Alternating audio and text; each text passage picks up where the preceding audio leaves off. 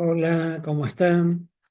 Retomando la lectura de estos fragmentos de obras literarias de interés general, hoy me enfoco en un cuento de Mateo Bosch, un ilustre escritor santafesino, en donde él va relatando con un espíritu costumbrista algunas secuencias de la vida en Santa Fe, esta vieja Santa Fe que con el traslado desde el origen fundacional allá por Cayastá, tomó el nombre de Santa Fe de la Veracruz. Y Mateo Bosch va recuperando algunas imágenes de aquella ciudad de principios del siglo XX y mediados del siglo XX, que nos permite encontrar no solo la calidad del escritor, sino también cómo era la vida en aquel entonces, tanto de la ciudad capital como de sus entornos. Santa Fe fue una provincia que recibió una gran parte de la inmigración inicial, que se fueron asentando los europeos que vinieron a labrar la tierra en campos y lugares no muy lejanos a la ciudad capital, pero que generaron una serie de poblados que hoy en día es la base constitutiva de la población estable en la ciudad, en la provincia de Santa Fe. Por eso elegí este cuento que es titulado Pasó el Príncipe. El ferrocarril dividía la población en dos segmentos. En el este habitaban las familias de abolengo, en el oeste los núcleos de más reciente data y sin preocupación mayor que la conquista de dinero. No es difícil colegir de qué parte de los rieles se asentaba la prosperidad.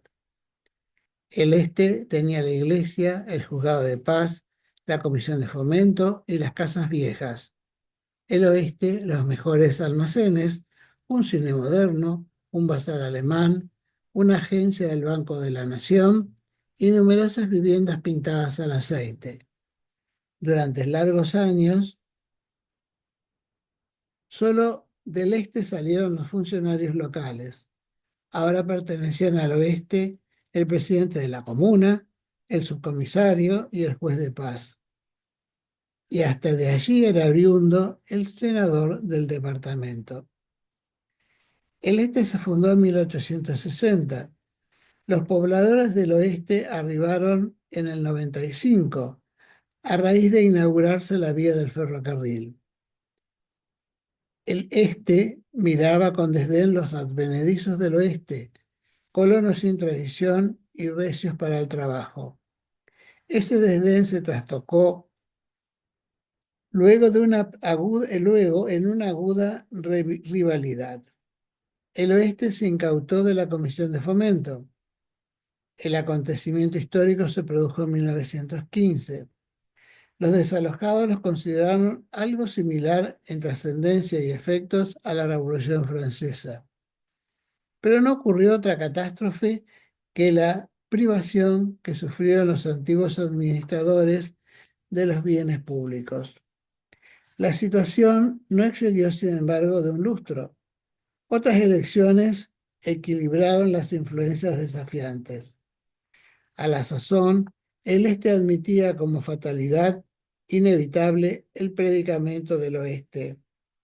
Y hasta sin declinar la ojeriza, algunos jóvenes del oeste habían ido a buscar novias en el este. Primeramente, las familias copetudas, celosas de sus apellidos, resistieron esas uniones, mas al último se allanaron a ellas.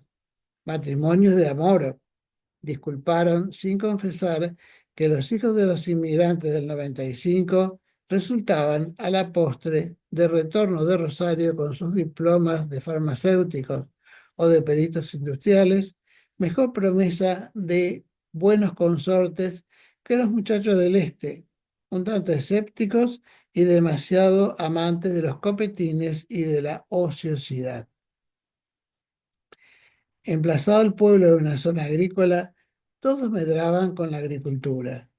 Los trigos y los linos ondulaban alrededor hasta más allá de donde alcanzaba la vista.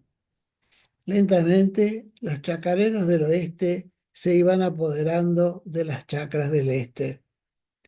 Los Piliapoco, los Bevilia, los de Pascuale, ilustres apellidos que arrancaban de la época de la fundación, debieron ceder con dolor grandes extensiones de sus heredades a los Acquaroli, a los Benivenga, a los Pantaveni, voraces propietarios del oeste.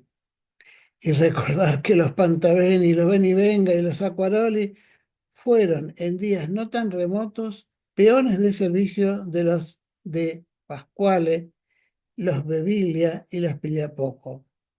Debía reconocerse que los tiempos y la codicia habían desquiciado un tanto las jerarquías sociales. Muchos, especialmente los viajantes, de comercio que afluían de continuo con sus muestrarios, no sabían discernir las diferencias de linaje.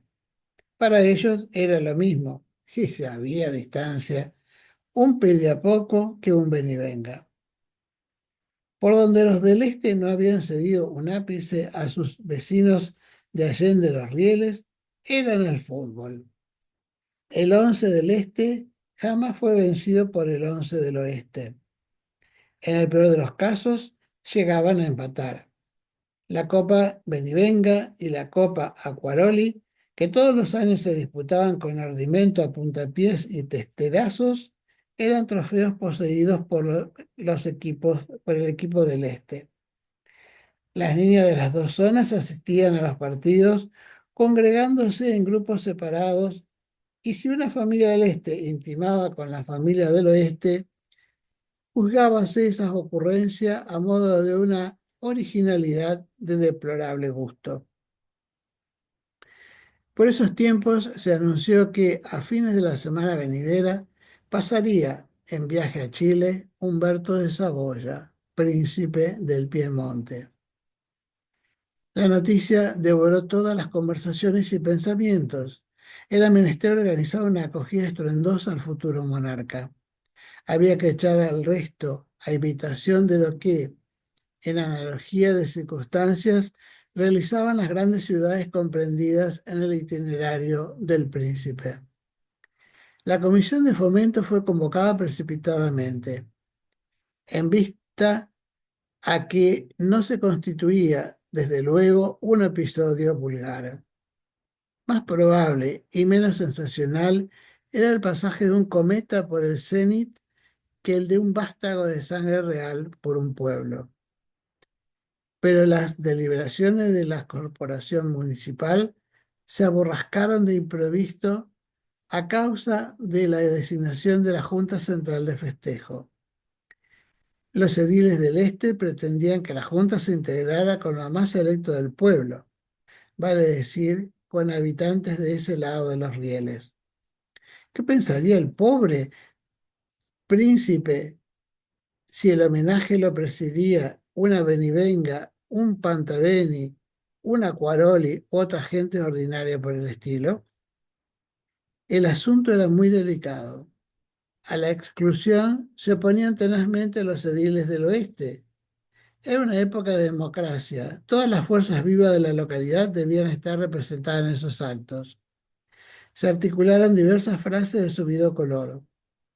Algunos puños batieron la mesa con más vigor que el conveniente y un tintero, adherido a la protesta, volcó su contenido sobre el libro de actas. En suma, se interrumpió la sesión sin tomarse acuerdos.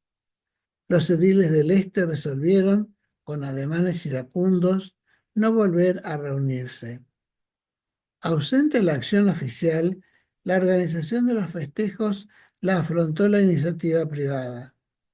Las tentativas de algunos espíritus ponderables para unificar las voluntades en una directriz y una entidad rectora se frustraron.